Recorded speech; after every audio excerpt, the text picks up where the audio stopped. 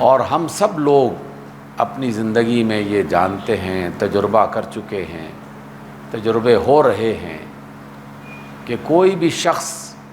یا جماعت یا ملک اپنے کھلے اور واضح دشمن کو آسانی کے ساتھ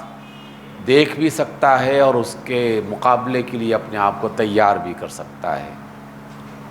لیکن جب دشمن دھوکے اور فریب کے لباس میں آ جائے تو پھر دوست اور دشمن کا پتہ نہیں چلتا، پھر وہ ہماری صفوں میں شامل ہو جاتا ہے، ہمارے کاموں کا حصہ بن جاتا ہے، ہماری سوچوں کا حصہ بن جاتا ہے۔ اسی صورت کو جو آج ہم انشاءاللہ ایک خلاصے کے طور پر اختصار کے ساتھ سمجھنے کی کوشش کریں گے، اس کے بالکل آخری رکوع میں ایک بات کہی گئی ہے کہ بہت سارے لوگ یہ سمجھتے رہتے ہیں اور سمجھتے ہیں کہ جو وہ کر رہے ہیں وہ بہت اچھا ہے، حالانکہ وہ اچھا نہیں ہے۔ تو دجال کے فتنوں میں سے ایک بڑا فتنہ یہ ہے کہ وہ برے کاموں کو بھی اچھے بنا کر ہمارے سامنے پیش کرتا ہے، اور ہم سے وہ کام جب کرواتا ہے تو ہمارے ہی دلوں میں یہ بات ڈالتا ہے کہ تم بہت اچھا کر رہے ہو، تم نے کوئی غلط کام نہیں کیا۔ اس وقت تک کوئی شخص سنبھل ہی نہیں سکتا جب تک کہ اسے اپنی غلطی کا احساس نہ ہو، اور جو شخص غلط کو اچھا سمجھنے لگے تو پھر اسے غلطی کا احساس کیسے ہو سکتا ہے، اور جب غلطی کا احساس نہیں ہوگا تو علاج کہاں سے آئے گا۔ اس اعتبار سے دجال کے فتنے کو آپ صلی اللہ علیہ وسلم نے زیادہ خطرناک قرار دیا ہے۔ اس لیے بعض روایات میں تو یہاں تک کہا گیا کہ جب بھی تم نماز پڑھو، جب بھی، تو اپنی نماز کے آخری حصے میں جب ہم اتحیات میں بیٹھتے ہیں تو ہم اتحیات پڑھتے ہیں، درود شریف پڑھتے ہیں،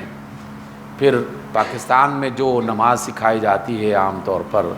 اس میں رب جعلنی والی دعا سکھائی جاتی ہے، ربنا آتنا فی الدنیا حسنہ والی دعا سکھائی جاتی ہے،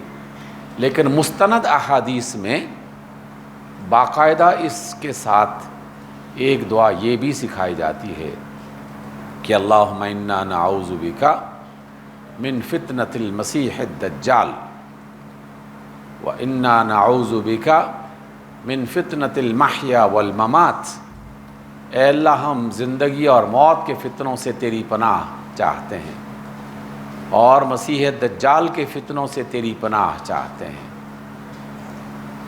گویا کہ جو چیز بہت زیادہ امپورٹنٹ ہو اس کو آپ صلی اللہ علیہ وسلم ہماری عبادات کا حصہ بنا دیتے ہیں، چاہے وہ دعاؤں کی شکل میں ہو یا مختلف کاموں کی صورت میں جو ہم انجام دیتے ہیں۔ تو اس اعتبار سے سامعین محترم، آج کی اس مجلس میں ہم ذرا صبر اور تحمل کے ساتھ اس صورت کا مطالعہ کریں جس صورت کے بارے میں آقا رحمت علیہ السلام نے فرمایا کہ جو شخص سورۃ الکہف کی پہلی 10 آیات پڑھتا رہے گا اللہ تعالیٰ اسے دجال کے فتنوں سے محفوظ کرے گا، اور دوسری روایت میں فرمایا کہ جو شخص سورۃ الکہف کی آخری 10 آیات یا آخری رکوع اسے یاد کر لے گا اور اس کا ورد کرتا رہے گا تو اللہ تعالیٰ اسے بھی دجال کے فتنوں سے محفوظ کرے گا۔ تو اللہ کے نیک بندوں نے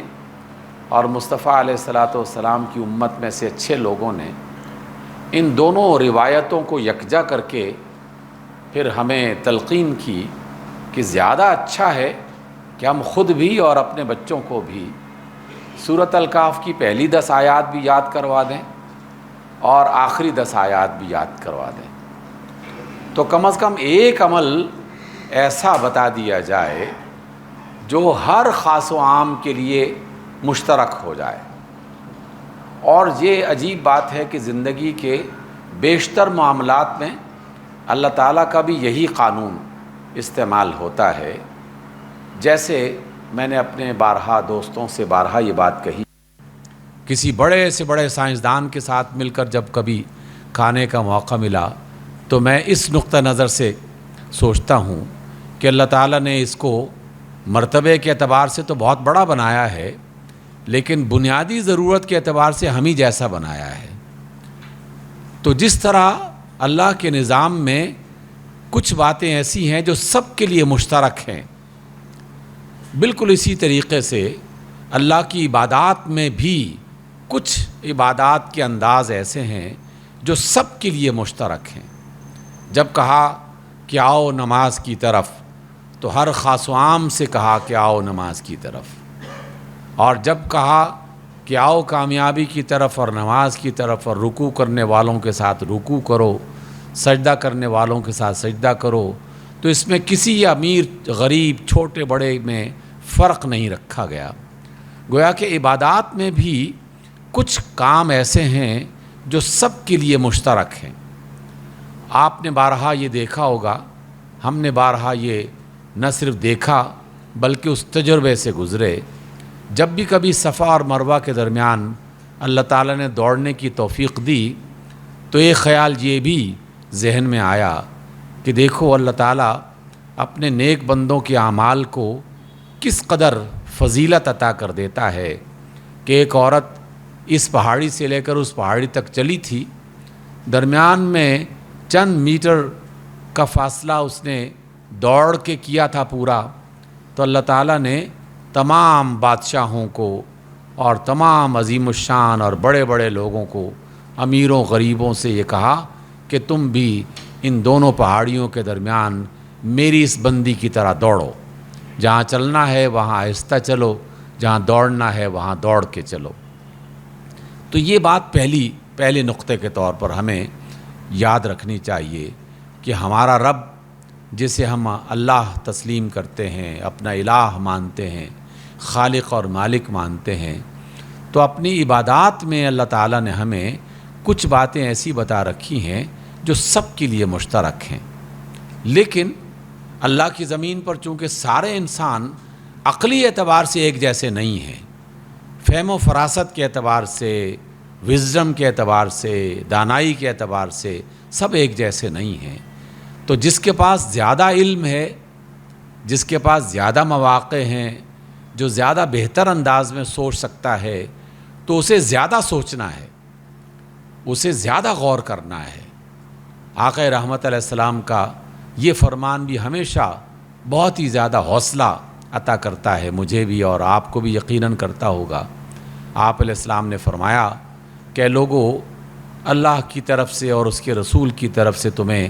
کوئی بات بھی ملے، تمہیں پتہ چل جائے کہ اللہ کا یہ فرمان ہے، اللہ کے رسول کا یہ فرمان ہے، تو تم اسے دوسروں تک پہنچا دو، اور پھر جو اس کی ریزن بتائی وہ بڑی شاندار ہے۔ آپ نے فرمایا کہ تم نہیں جانتے کہ بہت سارے سننے والے ایسے ہوں گے جو تم سے زیادہ بہتر سمجھتے ہوں گے، یعنی جو بتانے والا ہے اس نے تو اپنے فہم اور اپنی سمجھ کے مطابق بتایا، لیکن سننے والوں میں سے ایسے بہت سارے سننے والے اللہ تعالیٰ نے ہر مقام پر رکھے ہیں کہ جو اسی بات کو بہت زیادہ بہتر انداز میں جان بھی سکتے ہیں اور اس کے بارے میں لوگوں کو بتا بھی سکتے ہیں۔ اس لیے کہ علم انسان کے فہم و فراست، اس کے بارے میں غور و فکر کرنا، اور اس کی جو صلاحیت ہے اس کے مطابق اللہ تعالیٰ جب توفیق دیتا ہے تو وہ کئی گنا بڑھ جاتا ہے، ملٹیپلائی ہو جاتا ہے۔ اس لیے پہلا نقطہ جو میں نے آپ کی خدمت میں پیش کیا وہ یہ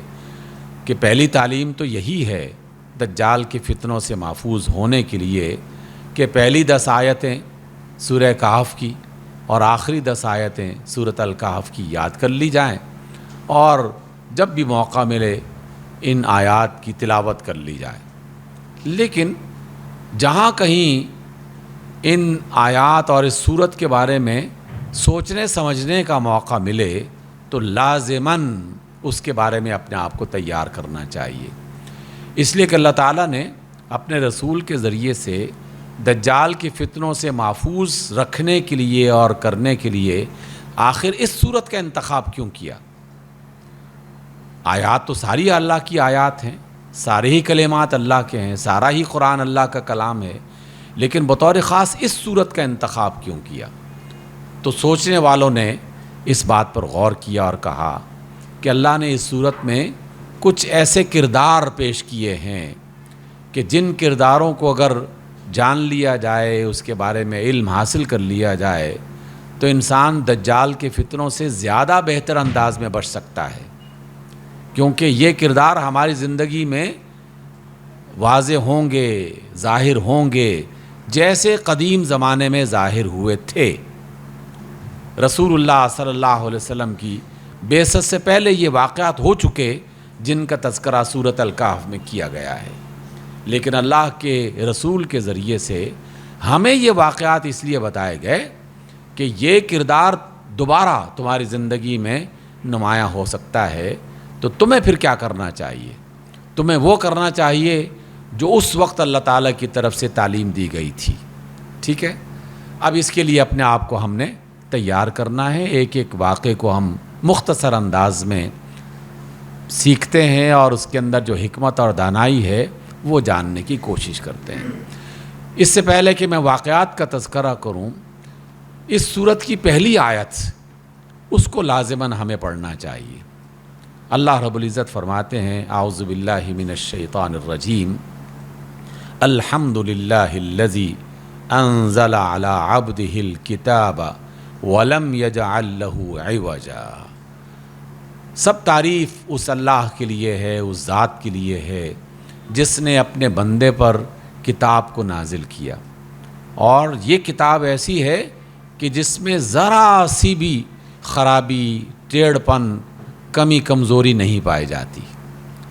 یہ پہلی بات ہمیں سکھائی گئی تاکہ ہم اب جو واقعات اس صورت میں پڑھیں تو اس کے بارے میں یہ یقین ہو کہ اللہ تعالیٰ ان واقعات کے ذریعے سے کوئی قصہ یا کہانی نہیں سنا رہے، بلکہ ہماری زندگی کو سنوارنے کا ان واقعات کو ذریعہ بنا رہے ہیں، اور یہ بالکل صحیح اور نکھرے ہوئے واقعات ہیں۔ اس میں کسی شخص کی ذاتی داستان گوئی کا کمال نہیں ہے کہ جس کے منہ میں جو آیا اس نے کہہ دیا، اور جس نے جو اس میں اضافہ کرنا چاہا وہ اضافہ کر دیا، جیسے ہم تاریخ انسانی میں اکثر پڑھتے سنتے رہتے ہیں۔ اور فرمایا قیمن، اس کتاب کی دوسری خوبی کہ قیمن یہ درست کرنے والی کتاب ہے۔ قیم جو ہے یہ درست کرنے والے کو، ٹھیک کرنے والے کو کہا جاتا ہے۔ اسی وجہ سے کسی جماعت کا جو سیکرٹری جنرل ہوتا ہے، عربی زبان میں اسے قیم کہتے ہیں، کہ وہ جو بھی ڈیسیژنز ہوں اس جماعت کے اندر، فیصلوں پر جس طرح سے عمل درآمد کرنا ہو، لوگوں سے جس طرح رابطہ کرنا ہو، دفتر کو جس طرح مینٹین کرنا ہو، تو یہ سارے کام وہ قیم کرتا ہے تاکہ ہر چیز ایک لگے بنے منظم انداز میں آگے بڑھ سکے۔ تو یہ کتاب صرف خود صحیح نہیں ہے، بلکہ یہ افراد کو اور قوموں کو صحیح کرتی بھی ہے۔ جس نے بھی ان تعلیمات کو سیکھا اس کی زندگی بہتر ہو جائے گی اور وہ اس کی منزل آسان ہو جائے گی۔ لِيُنذِرَ بَأْسًا شَدِيدًا، تاکہ تمہیں ایک بڑے فتنے سے محفوظ کرے، خبردار کرے۔ بأس عربی زبان میں جنگ کو، خراب حالت کو، مصیبت کو، فتنے کو کہا جاتا ہے۔ اختلاف کو بھی بعض اوقات بأس کا لفظ استعمال اس کے لیے کیا جاتا ہے۔ اس لیے بعض کا اس تناظر میں اگر ہم معنی تلاش کریں تو کسی بڑے فتنے، کسی بڑی مصیبت کی طرف اشارہ کیا جا رہا ہے کہ یہ کتاب تمہیں ایک بڑی مصیبت کے بارے میں خبردار کرنے والی ہے، ٹھیک ہے۔ وَيُبَشِّرَ الْمُؤْمِنِينَ، اور مومنین کے لیے اس میں بشارتیں بھی ہیں۔ ہر واقعے کے ساتھ ایک بشارت بھی جڑی ہوئی ہے جس کو ہم نے آج سیکھنا ہے۔ سامعین گرامی، میں باقی آیات کو چھوڑتے ہوئے اب وقت کی قلت کے پیش نظر ان واقعات کو آپ کے سامنے پیش کرتا ہوں۔ اس سے پہلا واقعہ وہ ان چند نوجوانوں کا بیان کیا گیا کہ جو ایک کافر ملک میں تھے، بت پرست لوگ تھے، حکومت بھی بت پرستوں کی تھی، اور ان چند نوجوانوں نے لوگوں سے یہ کہا کہ اس کائنات کا خالق صرف ایک اللہ ہے، بس اسی کی عبادت کرنی چاہیے، اسی کی بات ماننی چاہیے۔ پہلے لوگ مخالف ہوئے، پھر مذہبی پیشوا مخالف ہوئے، پھر حکومت مخالف ہوئی، اور اس قدر مخالفت بڑھی کہ ان کے لیے خود بھی جینا مشکل ہو گیا اور اپنے ایمان کو بچانا بھی مشکل ہو گیا۔ اس انتہائی تنگی والی حالت میں ان نوجوانوں نے آپس میں مشورہ کیا کہ اب تو اس حالت جہاں تک پہنچ چکی ہے کہ کہیں ہم بھی کفر کی طرف کسی وجہ سے نہ چلے جائیں، اپنے ایمان کو اور جان کو بچانے کے لیے کوئی پناہ تلاش کرتے ہیں۔ تو چل پڑے پناہ تلاش کرنے کے لیے، مختلف پہاڑوں کے اندر سے گزرتے گزرتے ایک غار میں داخل ہو گئے۔ وہاں جا کے چھپ گئے اور کہنے لگے کہ چلے ہم اس غار میں کچھ دن گزارتے ہیں، جب حالات بہتر ہوں گے تو پھر دیکھیں گے کہ کیا کرنا ہے۔ وہاں جیسے ہی وہ لیٹے، اللہ رب العزت نے ان نوجوانوں پر نیند مسلط کر دی، یعنی انہیں ایسا سلایا کہ 309 برس تک وہ اس غار میں سوئے رہے، 309 برس تک۔ اب یہ بڑی عجیب و غریب بات ہے جو کم از کم مجھے پہلی بار سمجھ میں آئی۔ ایک تو عام سی بات یہ ہے کہ ان نوجوانوں نے ایمان کو بچانے کے لیے پناہ کی راہ اختیار کی، پناہ گاہ، گوشہ نشینی، یہ والا راستہ انہوں نے انتخاب کیا، اور اللہ رب العزت نے ان کی اس نیت کو بھی قبول کیا اور کہا کہ ٹھیک ہے، تم نے کم از کم اپنے ایمان کی فکر تو کی، اس وجہ سے تم نے اپنے ایمان کو بچانے کے لیے یہ جو گوشہ نشینی اختیار کی ہے، ہم اسے قبول کرتے ہیں اپنی بارگاہ میں۔ اور نیند جو مسلط کی اللہ تعالیٰ نے اپنی مشیت کے مطابق کہ جب تک باہر کے حالات ٹھیک نہیں ہو جاتے اس وقت تک یہ نوجوان یہیں پر رہیں۔ اور حکومتیں تو ایسی نہیں ہیں کہ کل آنکھ کھلے اور حکومت بدل چکی ہو، نظام بدل چکا ہو، ایسا تو پہلے زمانے میں بھی بالکل نہیں ہوتا تھا، آج کل نہیں ہوتا۔ تو اللہ تعالیٰ نے ان کے لیے 3 صدیاں کم و بیش منتخب کیے اپنی طرف سے۔ جب وہ بیدار ہوئے تو ایک دوسرے سے پوچھنے لگے کہ بھئی ہم کتنی دیر یہاں پر رہے ہیں، ذرا بتاؤ تو صحیح۔ تو سبھی نے یہ کہا ایسا لگتا ہے کہ ہم ایک دن یہاں پر رہے ہیں یا دن کا بھی کچھ حصہ ہم نے یہاں گزارا ہے۔ اللہ تعالیٰ نے یہ جملہ کہہ کر انسانی زندگی اور دنیا کی زندگی کی حقیقت کو بیان کر دیا، اور وہ حقیقت ایسی ہے جس سے کوئی انکار نہیں کر سکتا۔ قیامت کے روز بھی جب کئی قومیں کئی ہزار برس کی زندگی گزار کے حشر کے میدان میں جمع ہوں گی، اس وقت جب فرشتے پوچھیں گے کہ اچھا بتاؤ تو صحیح دنیا میں کتنا رہے، تو وہ کہیں گے کہ لبثنا یومن او بعد یوم، لگتا ہے کہ ہم دنیا میں ایک دن یا دن کا بھی ایک حصہ ہم بس رہے ہیں، اور اچانک قیامت برپا ہو گئی۔ ان لوگوں نے بھی ایسا کیا۔ میں نے پھر اپنی زندگی پر غور کیا اور آپ کو بھی دعوت دیتا ہوں، بارہا اس سے پہلے بھی شاید ذکر ہو، کہ جس کی جتنی بھی عمر ہے اپنی گزری ہوئی عمر کے بارے میں ایک لمحے کے لیے اپنے آپ سے پوچھے کہ جب وہ چھوٹا سا بچہ تھا اور اب وہ بوڑھا ہو چکا ہے، بال سفید ہو چکے ہیں، ذرا دیکھے تو صحیح کہ کتنا وقت ہو چکا ہے اس کی عمر کو گزرے ہوئے۔ بالکل ایسا ہی لگتا ہے کہ جیسے کل کی بات ہے، گلیوں میں ہم اچھلتے کودتے تھے، بستہ کاندھوں پہ ڈال کے اسکول کی طرف جایا کرتے تھے، اماں جو ہے وہ کپڑے میں روٹی باندھ کے دیا کرتی تھی، کل کی بات لگتی ہے۔ اور اب اتنی لمبی مسافت، 65 برس کی مسافت میں نے طے کر لی، آپ میں سے بہت سے لوگوں نے یہ سفر طے کر لیا۔ گزرا ہوا وقت لمحوں سے زیادہ نہیں ہوتا، چاہے کوئی 100 برس بھی زندگی بسر کر لے آج کے دور میں۔ پرانے دور میں بھی 1000 اور 1,500 برس کی عمر لوگوں کو عطا کی گئی تھی، لیکن زندگی کی حقیقت ایسی ہی ہے، ایسی ہی ہے، اس کے سوا کچھ نہیں ہے۔ ابھی چند روز پہلے ایک جو ہے وہ فوٹیج وائرل ہوئی سوشل میڈیا پہ، جو دبئی میں برج الخلیفہ ہے، وہاں کے حکمران نے دنیا کا سب سے بلند والا ایک ٹاور تخلیق کیا تھا، اور چند روز پہلے اس کا انتقال ہوا ہے۔ تو انتقال برج اتنا بلند والا، اور فخر کرتا رہا کہ میں نے دنیا میں سب سے بلند برج بنوا دیا ہے، لیکن اپنے لیے کیا بنوایا ہے؟ اپنے لیے زمین کے نیچے چند میٹر کا ایک گڑھا بس وہی کھود سکے اور اس کے سوا اس کے حصے میں کچھ نہیں آیا. زندگی کی اس حقیقت کو نظر انداز نہیں کرنا چاہیے. تو دو باتیں ہم نے پہلے واقعے میں سیکھنی ہیں. ایک یہ کہ اگر ایمان خطرے میں پڑ جائے تو عارضی طور پر پناہ گاہ تلاش کی جا سکتی ہے، عارضی طور پر گوشہ نشینی اختیار کی جا سکتی ہے، عارضی طور پر فیصلہ کیا جا سکتا ہے کہ نہ میں اس کے ساتھ ہوں، نہ میں اس کے ساتھ ہوں، نہ میں اس کے ساتھ ہوں، کیونکہ ہر طرف جھوٹ اور فریب اور دغا اور غلطیاں ہی اور گناہ ہی ہیں، تو میں کس کے ساتھ دوں. تو جب کوئی بات سمجھ میں نہ آئے تو اللہ کے رسول صلی اللہ علیہ وسلم نے اس بات کی اجازت دی ہے. زیادہ فتنہ بڑھ جائے اور آپس میں لوگ قتل و غارت گری کے ماحول میں داخل ہو جائیں تو خود آقا رحمت علیہ الصلوۃ والسلام کی صحیح حدیث ہے، آپ نے فرمایا کہ اس موقع پر کسی شخص کا پہاڑی پر چلے جانا اور وہاں اکیلے رہ کر بکریاں چرانا زیادہ بہتر ہے کہ وہ کسی گروہ کا ساتھی بن جائے، کیونکہ سارے ہی گروہ اگر شیطان اور ابلیس کے ہیں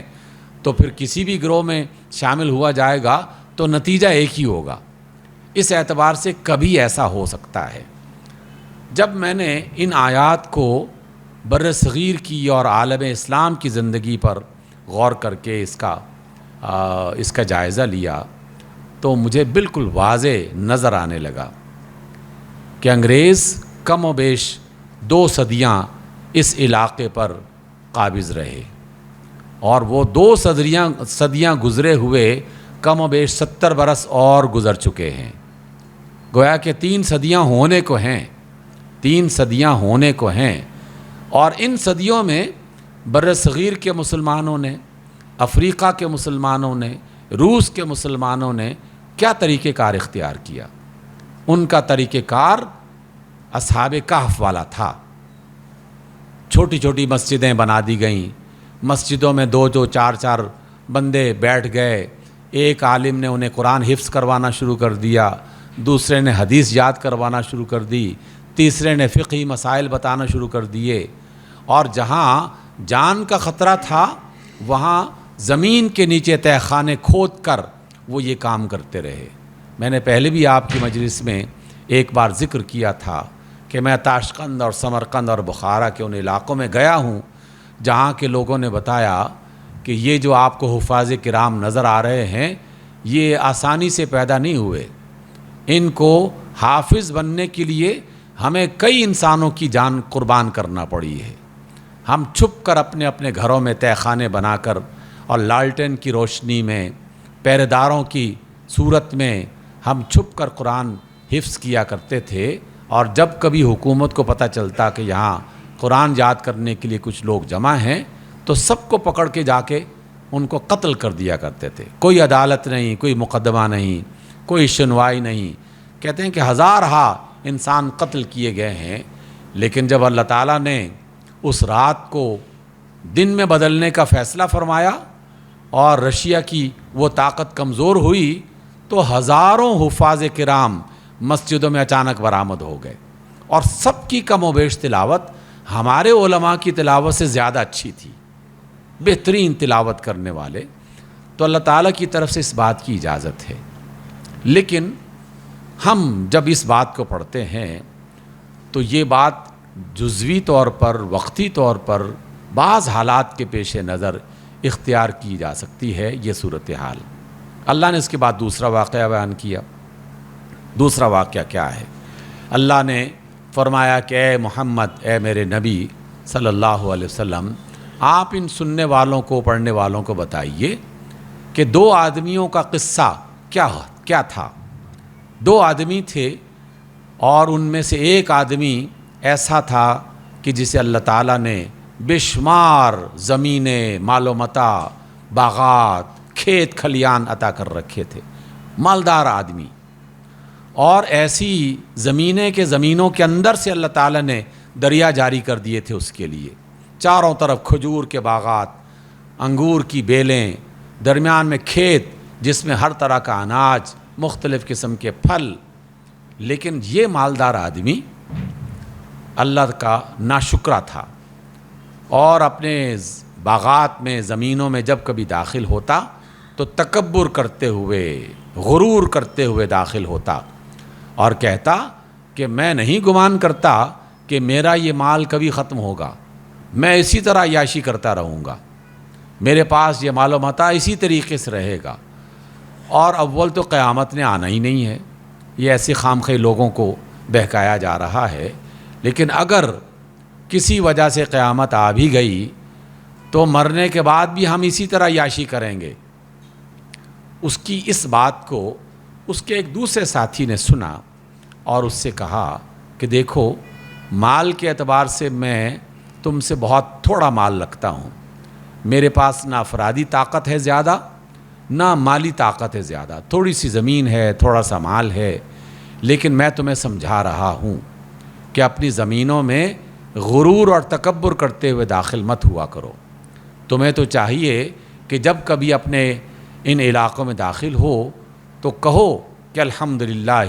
لا حول ولا قوت الا باللہ، کہ سب تعریف اللہ ہی کے لیے ہے اور اس کے سوا کسی اور کی طاقت کار فرما نہیں ہے۔ تمہیں تو یہ کہنا چاہیے۔ دیکھو کہیں ایسا نہ ہو، میں تمہیں خبردار کر رہا ہوں، کہیں ایسا نہ ہو کہ اللہ تعالیٰ ناراض ہو کر تمہارے سارے مال و متاع کو ہلاک کر دے، برباد کر دے، اس لیے اپنے رویے کو درست کرو۔ یہ دو بندے، ان کا واقعہ بیان کیا گیا۔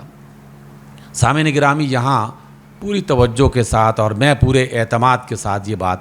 آپ کے ساتھ شیئر کر رہا ہوں کہ اللہ کی کتاب میں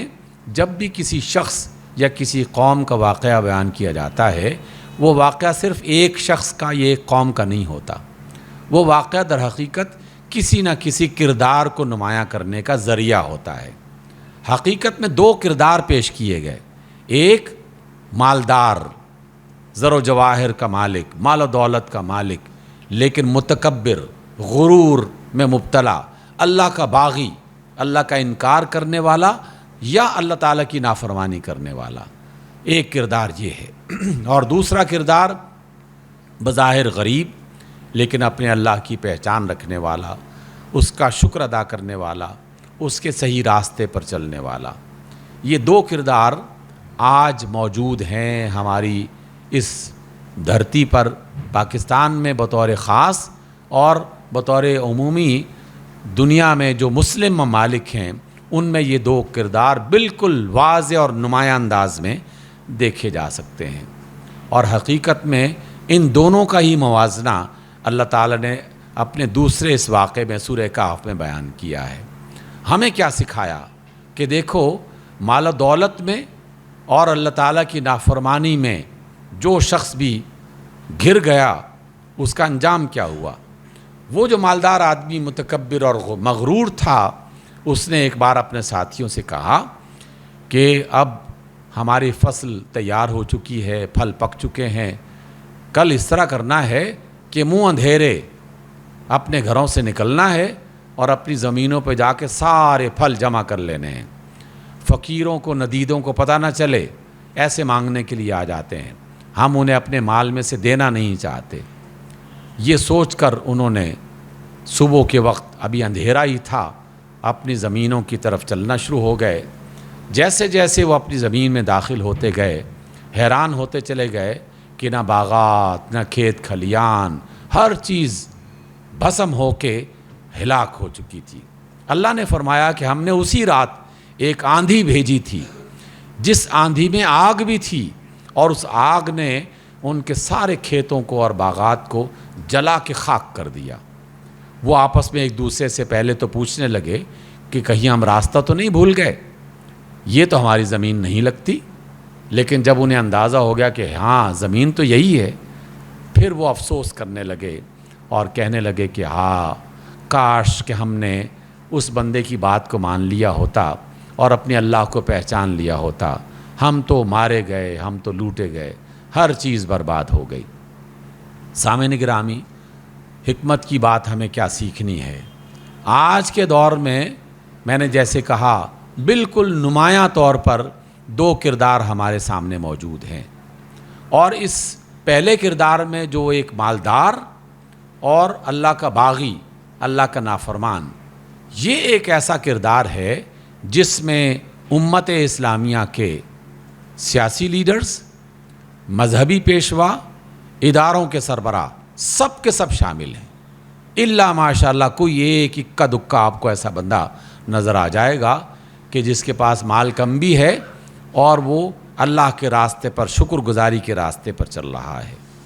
جتنے ہمارے مذہبی پیشوا ہیں پاکستان اور پاکستان سے باہر، ان کی غالب اکثریت اتنا زیادہ مال رکھتی ہے کہ انہیں خود اندازہ نہیں ہے کہ کتنا مال ہے ان کے پاس، کتنا مال. ہر طریقے سے مال انہوں نے کمایا اور جمع کیا، اور اس کے ساتھ ساتھ اللہ کی ناشکری مختلف انداز میں کی. جو سیاسی لیڈرز ہیں، جن کے پاس حکومتیں ہیں، جن کے پاس فیصلہ کرنے کی اتھارٹی ہے، ان اتھارٹی والوں نے لوگوں کے اوپر ایسا نظام مسلط کر دیا جو سراسر اللہ تعالیٰ کی بغاوت کا نظام ہے. سود کا نظام غالب کر دیا گیا، بے حیائی کا نظام غالب کر دیا گیا، ظلم اور زیادتی کا نظام غالب کر دیا گیا، بے انصافی کا نظام غالب کر دیا گیا. اس میں سے میں جو بھی جملہ کہہ رہا ہوں پورے سوچ سمجھ کر اور غور و فکر کے بعد وہ میں آپ کی طرف منتقل کر رہا ہوں. پاکستان میں جو قوانین موجود ہیں، یہ سارے کے سارے قوانین الا ماشاء اللہ کوئی ایک آدھ، یہ مظلوموں کا ساتھ دینے والے قوانین نہیں ہیں. یہ ظالموں کی حمایت اور ان کی حفاظت کرنے والے قوانین ہیں. 20 ایسے درمیان میں راستے ہیں کہ جس میں ظالم لوگ اپنے آپ کو جس طرح چاہیں بچا سکتے ہیں. تاریخوں پر تاریخیں دینے کا عمل، گواہوں کو، جھوٹے گواہوں کو عدالت میں پیش کرنے کا عمل، گواہوں کو قتل کرنے کا عمل، شہادتوں کو جلا دینے کا عمل، نشانات مٹا دینے کا عمل، یہ تو آئے دن کی روز کی بات ہے جو ہم دیکھتے رہتے ہیں. تو اس قانون کی صورت میں کوئی شخص عدل اور انصاف حاصل کر پائے گا اور کسی مظلوم کی مدد مل جائے گی اس کو،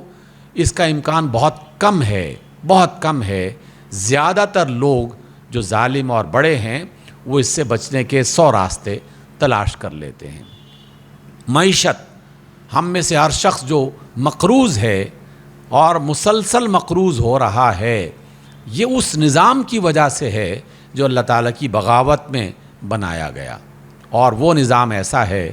کہ آپ کو پہلے قرض دیا گیا اور قرض کے ساتھ سود کی شرط شامل کی گئی، اور کہا کہ قرض بھی دیں گے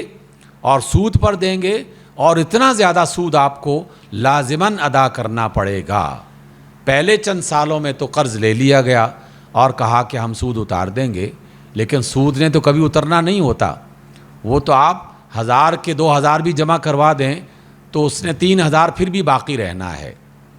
اور ہم ان تجربوں سے انفرادی طور پر بھی گزرتے رہے، اور مجموعی طور پر ہماری قوم جو اس کا شکار ہے اس سے تو ہم سب واقف ہیں اور آگاہ ہیں. تو قرض پر، یعنی سود پر قرض لینا، اس پر پہلے مجبور کیا جاتا ہے، پھر اس سود کی وجہ سے جو قرض ہم پر مسلط ہو جاتا ہے، پھر اس کی آڑ میں فیصلے کیے جاتے ہیں. اور فیصلے پتہ ہے کہاں تک ہوتے ہیں، کس باریکی کے ساتھ وہ چیزوں کو دیکھ کر ہمیں مجبور کرتے ہیں کہ تم نے یہ کرنا ہے. یہاں تک بھی وہ ہمیں بتاتے ہیں کہ کون سی فصل اگائی جائے گی تمہارے ملک میں اور کون سی فصل نہیں اگائی جائے گی. کہ تمہاری زمین میں اگرچہ پیٹرول ہے لیکن تم نکال نہیں سکتے، تمہاری زمین میں اگرچہ سونا ہے تم نکال نہیں سکتے، تمہاری زمین پہ معدنیات ہیں لیکن تم نکال نہیں سکتے. اس کے لیے کیا طریقہ اختیار کیا جائے؟ اس کے لیے انجینئر ہم دیں گے، مشینیں ہم دیں گے، اجازت ہم دیں گے، اور اس وجہ سے دیں گے کہ تم ہمارے مقروض ہو. گویا کہ ایک چیز ہماری پوری زندگی کو اپنی لپیٹ میں لے لیتی ہے، اور اس نے لے لیا. اور ہم اپنی حکومتوں کو آج بھی دیکھ رہے ہیں، اور گزشتہ 70 برس میں کئی بار یہ منظر دیکھا کہ IMF سے، ورلڈ بینک سے، مختلف لوگوں سے سود پر قرض لیا جاتا ہے، اور قرض لینے والا اپنے ملک میں آ کر باقاعدہ جشن مناتا ہے، اور ایک بڑی پارٹی کی جاتی ہے اور اسے مبارکباد دی جاتی ہے کہ تم کامیاب ہو گئے ہو سود پر قرض لینے میں. گویا کہ تم کامیاب ہو گئے ہو اس ملک کے شہریوں کو قتل کرنے میں اور ان پر موت مسلط کرنے میں، کیونکہ سود کے ذریعے سے تو میرا اور آپ کا گلا ان کے شکنجے میں آ گیا ہے اور مسلسل اس میں اضافہ ہو رہا ہے، مسلسل کمی نہیں آ رہی. سامعین گرامی، یہ بات میں آپ کے سامنے محض ایک ایموشنل انداز میں نہیں کہہ رہا، یہ حقیقت پر مبنی بالکل سچی اور کھری بات ہے. اس کے مقابلے میں جب ہم یہ بات جان لیتے ہیں تو حقیقت میں ہمیں یہ سکھایا جا رہا ہے کہ تم مال و دولت کی کثرت کی طلب میں اللہ کی بغاوت کا راستہ اختیار نہ کرو. ضرورت تمہیں ہے، اپنی ضرورتوں کو پورا کرنے کے لیے وہ راستے تلاش کرو جو اللہ کی نافرمانی کے نہیں ہیں. اب میں آپ کو ایک زندہ مثال ہے، اگرچہ چھوٹی سی، لیکن زندہ مثال اس لیے دے رہا ہوں تاکہ یہ حوصلہ رہے کہ یہ ناممکن نہیں ہے، ناممکن نہیں ہے. افغانستان ہمارے پڑوس میں جو ملک ہے، 20 سے زیادہ برس تک، اس سے بھی زیادہ عرصہ گزر چکا ہے، ہر شہر تباہ ہو گیا، جو ہے وہ مدر آف دا بامز ان پر چلتے رہے اور ہر طریقے سے انہیں برباد کر کے ان کا انفراسٹرکچر تباہ ہو گیا، ان کے کارخانے ختم کر دیے گئے. اب جو ان کے پاس حکومت آئی ہے، میں طالبان کا لفظ استعمال کرنا اس وجہ سے نہیں چاہتا کہ ہمارے بہت سارے احمق لوگ محض اس لفظ سے الرجک ہو جاتے ہیں، جبکہ اس میں کئی گروہ ہیں اور مختلف گروہوں نے اپنے لیے اس لفظ کو غلط اور صحیح استعمال کیا ہوا ہے. میں صرف یہ چاہتا ہوں کہ افغانستان میں جو موجودہ حکومت ہے، اس حکومت کو جب حکومت ملی تو افغانستان ایک لٹا پھٹا ملک تھا اور ہے. تو جب ملک تباہ ہو چکا ہو، سڑکیں نہ ہوں، کھیت کھلیان تباہ ہو چکے ہوں، ڈیم موجود نہ ہوں، کارخانے موجود نہ ہوں، تو ورلڈ بینک اور IMF ان کی تو عید ہو جانی چاہیے تھی. انہیں تو فوراً جھولیاں پھیلا کر ان کے سامنے 10 برسہ کھڑے ہونا چاہیے تھا کہ جناب ہمیں قرض دے دیجیے تاکہ ہم اپنے ملک کو سنوار سکیں. لیکن انہوں نے ایسا نہیں کیا. ابھی انہوں کا بجٹ کچھ عرصہ پہلے، چند دن پہلے پیش ہوا ہے اور وہ بجٹ خسارے کا نہیں ہے. ہم گزشتہ 70 برس تک بجٹ پیش کرتے ہیں اور ہر بجٹ آنے والا پہلے سے زیادہ خسارے میں جاتا ہے، اس لیے کہ سود کا بوجھ ہم پر ہے، اس سے نکلنے کا کوئی راستہ ہی نہیں نظر آتا. پہلا انہوں نے فیصلہ کیا کہ سود پر قرض نہیں لیں گے. دوسرا فیصلہ کیا کہ ہم بیرونی ممالک سے تجارت تو کرنی ہے ہم نے، لیکن وہ تجارت کرنسی کی شکل میں، یہ کاغذی کرنسی کی شکل میں کرنے کے بجائے اور اس میں سود کی شرط لگانے کے بجائے چیزوں کے بدلے میں چیزیں. ہمارے پاس جو اللہ تعالیٰ نے نعمتیں دے رکھی ہیں، دنیا والوں کی اس کی ضرورت ہے اور دنیا والوں کے پاس جو ہے اس کی ہمیں ضرورت ہے، تو تبادلہ مال کا مال سے کیا جائے گا، چیز کا چیز سے کیا جائے گا. ہمیں کیا ضرورت ہے کہ ہم سود پر قرض لیں. تیسرا فیصلہ، ابھی ان کی حکومت بنے ہوئے جمعہ 8 دن ہوئے ہیں، پہلے فیصلوں میں یہ فیصلہ کیا کہ ہم اپنے ملک میں جتنے بھی ڈیم بن سکتے ہیں وہ بنائیں گے. ڈیم بنانے کا مطلب کیا ہے؟ ڈیم بنانے کا مطلب یہ ہے کہ انسانوں کی غذائی ضرورت پوری کرنے کا خود کفیلانہ اہتمام کیا جائے گا. تو اس اعتبار سے 2 کردار اللہ نے اس صورت میں بتائے کہ امیر لوگ، پیسہ جمع کرنے والے، اللہ کی بغاوت کے راستے پر چلنے والے، وہ اس گھمنڈ میں رہتے ہیں کہ ہم تو ہمیشہ مالدار ہی رہیں گے،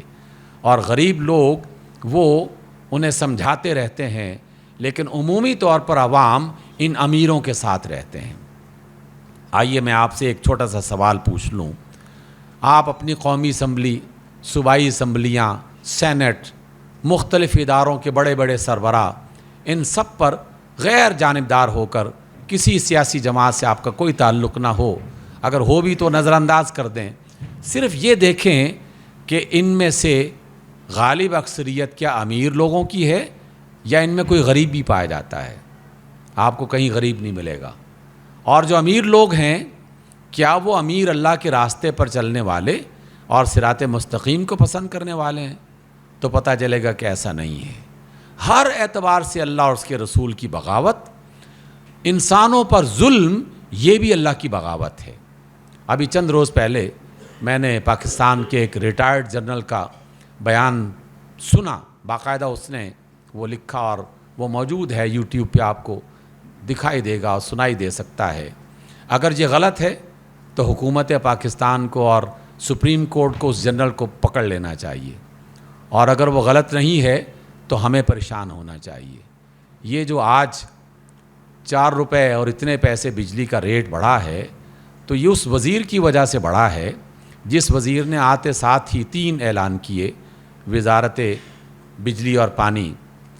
پہلا اعلان یہ کیا کہ 30 لاکھ روپے ماہانہ تم لوگ مجھے دو گے تاکہ میں اپنے دوستوں کو چائے پانی کا بندوبست کر سکوں ان کے لیے۔ دوسرا اعلان یہ کیا کہ میرے جہاں جہاں گھر ہیں ہر گھر میں میں چونکہ وزیر ہوں ایک اہم ترین، تو وہاں پر میرے لیے اسپیشل گاڑی کا بندوبست کر دیا جائے۔ تیسرا اعلان یہ کیا کہ 500 یہ میرے بندے ہیں، انہیں تم نے اس ادارے میں اس محکمے میں ملازمت دینی ہے۔ یہ ایک چھوٹا سا معمولی سا اشارہ ہے کہ قیمتیں کیسے بڑھتی ہیں، اللہ تعالیٰ کی طرف سے عذاب کیسے آتا ہے۔ عذاب ان لوگوں کی وجہ سے آتا ہے جن کا کردار ہے کہ وہ امیر ہیں اور اللہ کے باغی ہیں، انسانوں پر ظلم کر کے انہیں خوشی میسر آتی ہے۔ تو ہمیں یہ واقعہ کیوں بتایا گیا؟ ہمیں یہ بتایا گیا کہ ان مالداروں کا ساتھی مت بنو، ان کے پیچھے مت چلو، ان کی حمایت مت کرو، اور انہیں یہ بتایا گیا کہ اس سے پہلے بھی تم جیسے لوگ ہماری زمین پر آئے تھے، ہم نے ان کو بھی ملیا میٹ کر دیا تھا، اور تم بھی اپنے برے انجام کے بارے میں بالکل تیار رہو۔ ایسا نہیں ہے کہ تمہارا مال کبھی ختم نہیں ہوگا، دنیا میں جہاں مرضی جس بینک میں جتنا مرضی مال جمع کر لو، اللہ تعالیٰ کے ایک اشارے سے اس مال کو ختم ہونے میں دیر نہیں لگے گی، اور وہ وقت انشاءاللہ قریب آنے والا ہے کہ اللہ تعالیٰ کے یہ باغی پچھتا کر کہیں گے کہ کاش ہم نے یہ کام نہ کیا ہوتا۔ لیکن وہ جو غریب لیکن شکر گزار، تھوڑا سا مال، افرادی طاقت کم لیکن صراط مستقیم پر قائم رہنے والے چلنے والے لوگ آج مشکل میں ہیں، لیکن آنے والا زمانہ ان کے لیے آسان ہوگا۔ یہ ہے دوسرے واقعے کا سبق جس کی وجہ سے ہم دجال کے فتنوں سے بچ سکتے ہیں۔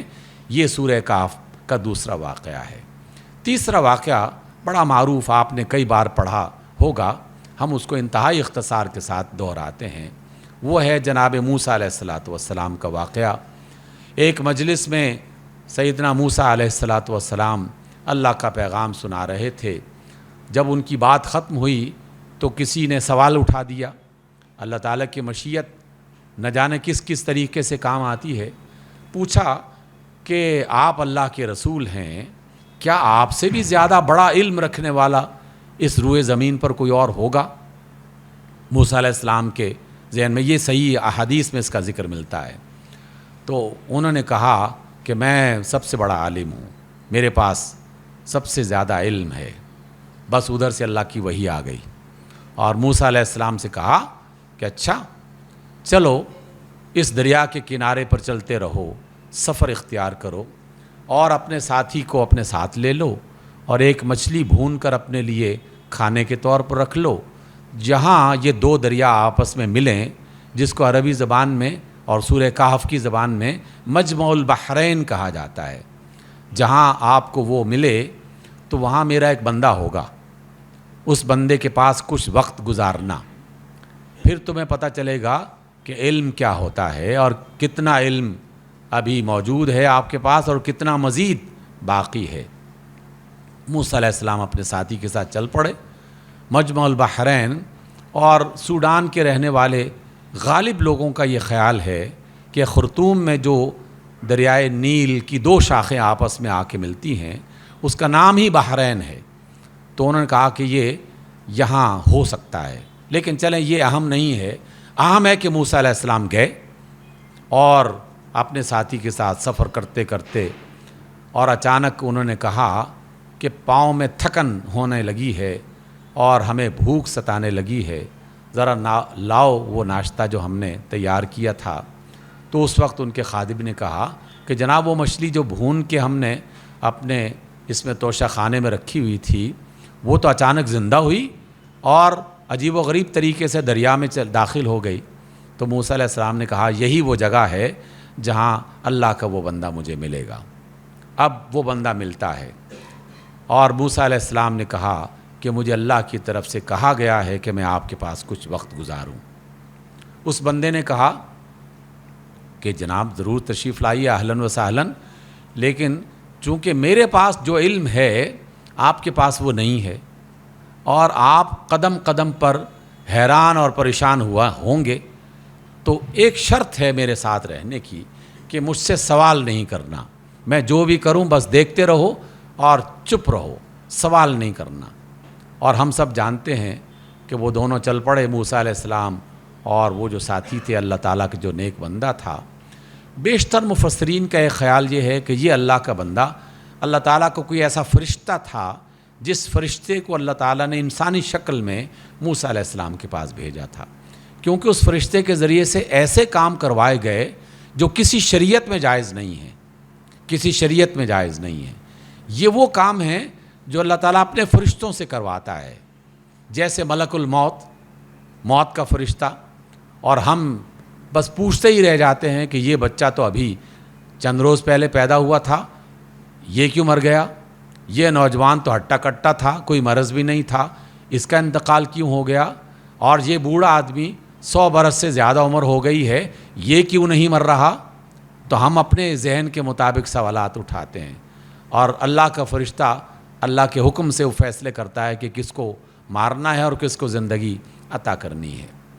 تو بعض لوگوں کا خیال ہے کہ یہ اللہ کا کوئی فرشتہ انسانی شکل میں، نام ان کا خضر بیان کیا جاتا ہے۔ جناب خضر موسیٰ علیہ السلام کے ساتھ بڑھتے ہیں اور ایک کشتی میں سوار ہوتے ہیں۔ کشتی والوں نے اس شخص کو پہچان لیا، اپنی کشتی میں سوار بھی کروایا، سوار کرتے ہوتے سفر کیا انہوں نے، اور ایک فاصلے پر جا کر جناب خضر نے کشتی میں سوراخ کر دیا، اس کا ایک تختہ اکھاڑ دیا۔ موسیٰ علیہ السلام پریشان ہو کے کہنے لگے کہ یہ کیا گناہ آپ نے کیا ہے؟ کیا کشتی والوں کو ڈبو گے؟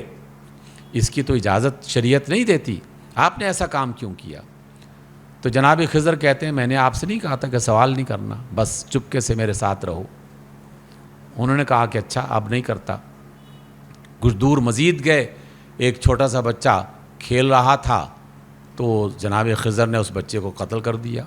اب تو موسیٰ پریشان ہو گئے کہ یہ تو سراسر ظلم ہے، ایک بالکل معصوم اور بے گناہ بچہ، اس نے ہمارے سامنے کوئی ایسی غلطی نہیں کی کہ جس کی سزا اسے دی جائے۔ تو انہوں نے کہا کہ میں نے آپ سے کہا نہیں تھا کہ سوال نہیں کرنا۔ پھر مزید آگے بڑھے، ایک بستی میں داخل ہوئے تو بستی میں دیکھا، بستی والوں سے کہا کہ بھی ہم مسافر ہیں، ہماری کوئی کھانے پینے کا بندوبست کرو اور رہنے کا۔ بستی والے بڑے ہی ناہنجار قسم کے اور غیر محترم تھے، انہوں نے کہا کہ مسافر ہو تو رہو، ہم نہ تمہیں کھانا کھلائیں گے نہ رہائش کا بندوبست کریں گے۔ اسی دوران جناب خضر نے دیکھا کہ ایک بڑی سی دیوار گرنا ہی چاہتی تھی کہ انہوں نے اپنے ہاتھ سے اس دیوار کو سیدھا کر دیا۔ تو موسیٰ علیہ السلام نے کہا کہ یہ بڑے ایسے لوگ تھے کہ جنہوں نے ہمیں کھانا بھی نہیں دیا، اور اس زمانے کی بات کہ جب کھانا دے ہی دیا کرتے تھے، تو اگر آپ اس دیوار کو بنانے کے لیے کوئی مزدوری طے کر لیتے تو ہم ان پیسوں سے کھانا خرید سکتے تھے۔ تو جناب خضر کہتے ہیں جناب اب ہمارا اور تمہارا مزید ساتھ نہیں چل سکتا، آؤ میں بتاتا ہوں کہ ان تمام کاموں کے پیچھے اصل حقیقت کیا تھی۔ پہلی حقیقت یہ تھی کہ جس کشتی میں ہم سوار ہوئے اور وہ کشتی جس رخ پہ جا رہی تھی،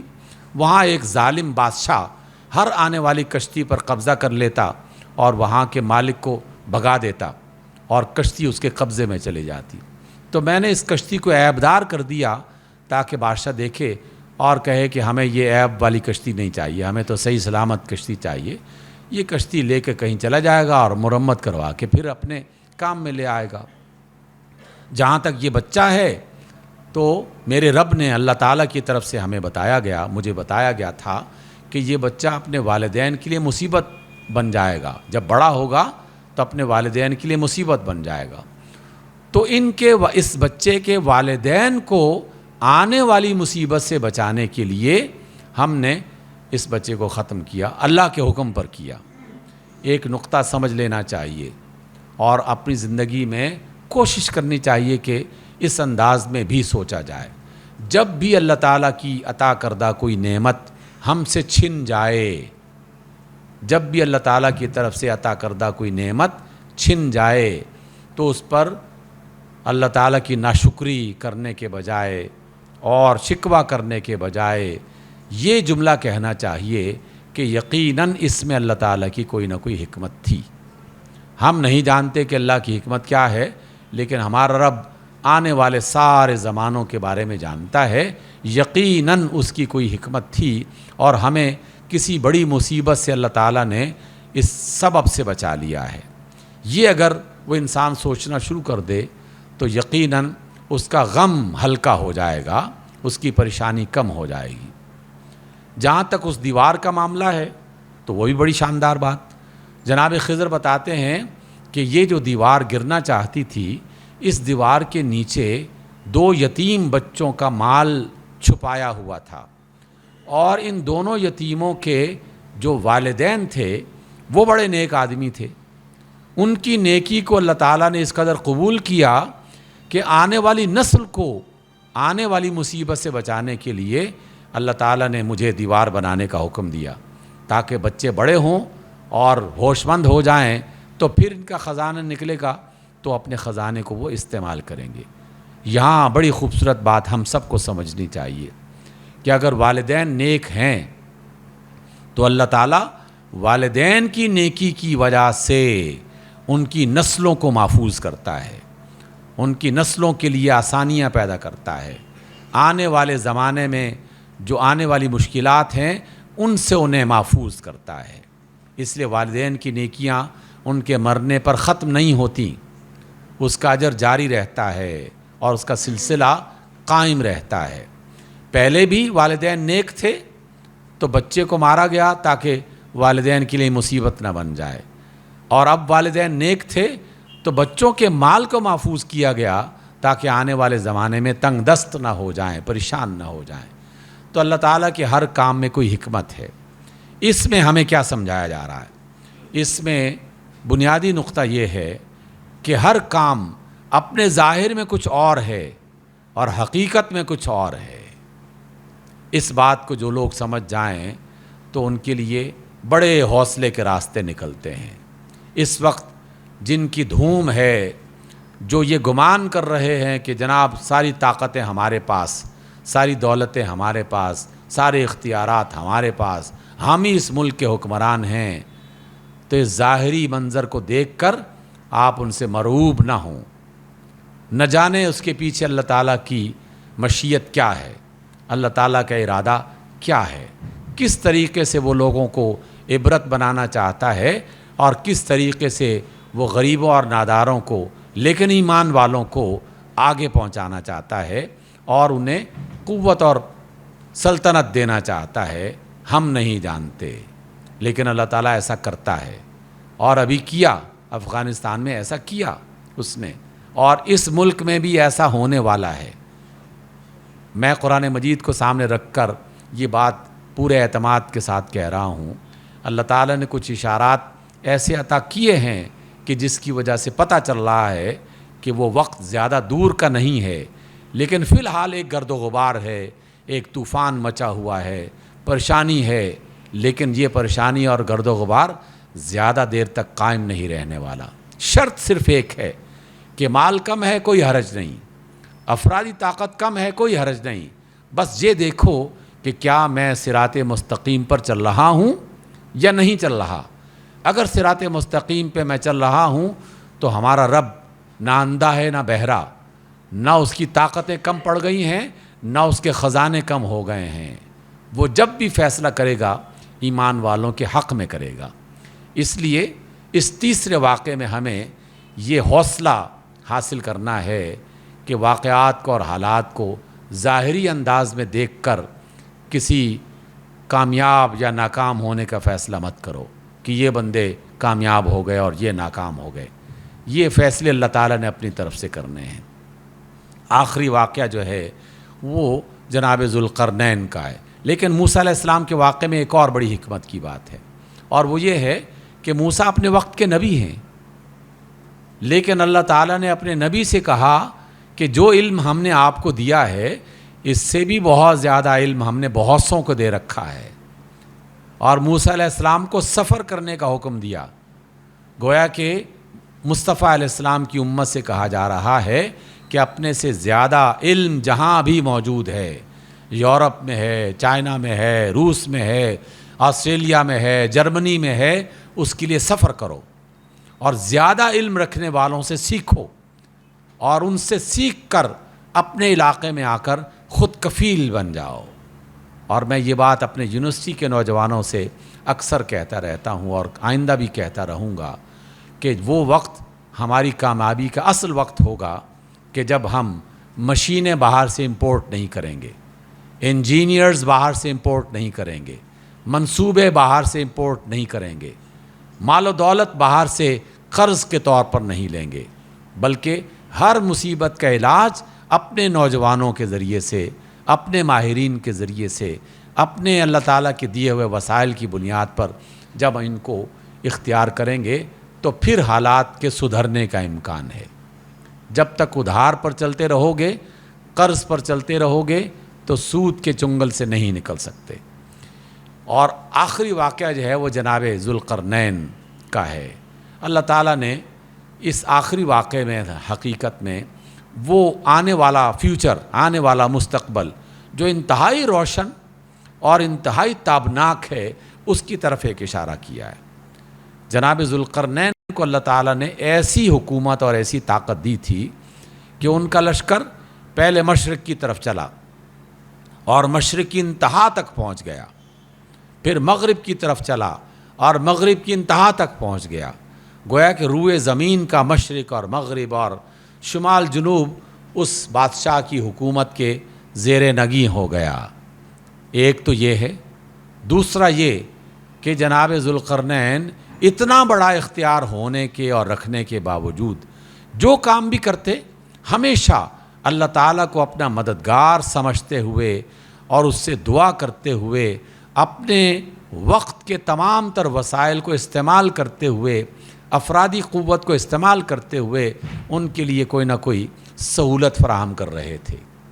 آپ واقعات پڑھ کے دیکھ لیجئے سورہ کہف کی تفسیر میں، تو جہاں بھی گئے وہاں کی قوم کے لیے جناب ذوالقرنین انہوں نے آسانیاں پیدا کی، لیکن اللہ پہ بھروسہ،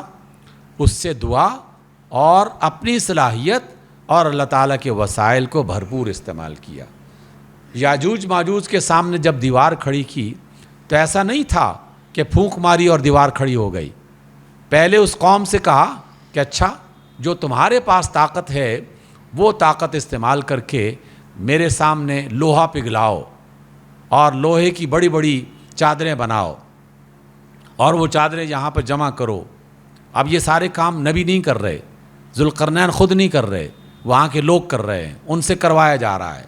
چادریں جب ساری یہاں پر اکٹھی ہو جائیں تو پھر آگ جلاؤ، ایسی زبردست آگ کہ یہ لوہے کی چادریں سب پگھل جائیں، اور میں اپنے اللہ کی دی ہوئی قدرت کی بنیاد پر ان چادروں کے اندر پگھلا ہوا تانبا ڈالتا رہوں گا اور ایسی دیوار بناؤں گا کہ جب تک اللہ کا حکم نہیں ہوگا یہ یاجوج ماجوج نہ اس میں سوراخ کر سکیں گے اور نہ ہی اس کو عبور کر سکیں گے۔ بنیادی بات نہ یاجوج ماجوج ہے نہ دیوار ہے، بنیادی بات اللہ سے دعا،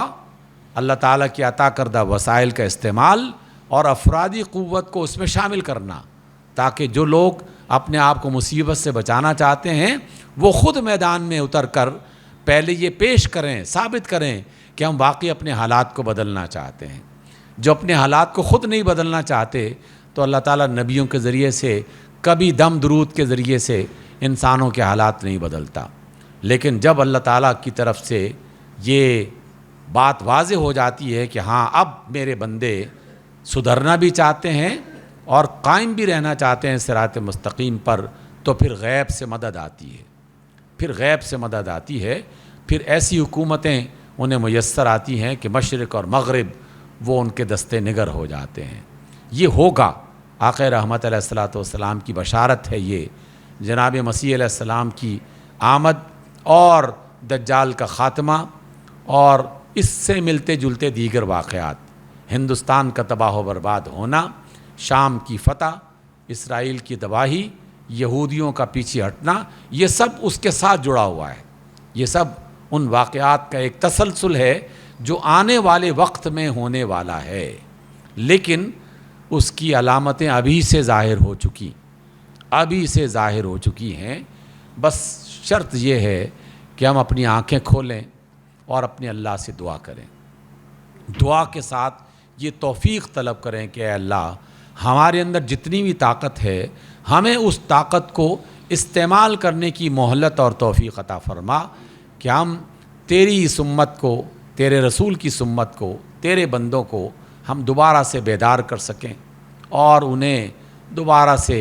ایک اچھی حکومت میں زندہ رہنے کی انہیں مہلت دے سکیں۔ تو سامعین گرامی، یہ ہے سورہ کہف کا مرکزی مضمون۔ 4 واقعات مختلف کرداروں کو پیش کر کے ہمیں عزم اور ہمت اور ارادے کی طرف منتقل کر رہی ہے یہ سورت۔ تو آئندہ جب کبھی موقع ملے تو 10 آیتیں شروع کی اور 10 آیتیں بعد کی، یہ تو ضرور آپ نے پڑھنی ہے، لیکن سورہ کہف کو ایک دفعہ تفسیر کے ساتھ بھی پڑھیے اور ان واقعات پر غور کیجئے۔ اللہ تعالیٰ نہ جانے کس کا دل روشن کر دے اور کس کے سینے میں اللہ تعالیٰ بات کو اس طریقے سے اتار دے کہ ہمارے حالات سدھر جائیں۔ اقول قولی ھذا واستغفر اللہ لی ولکم۔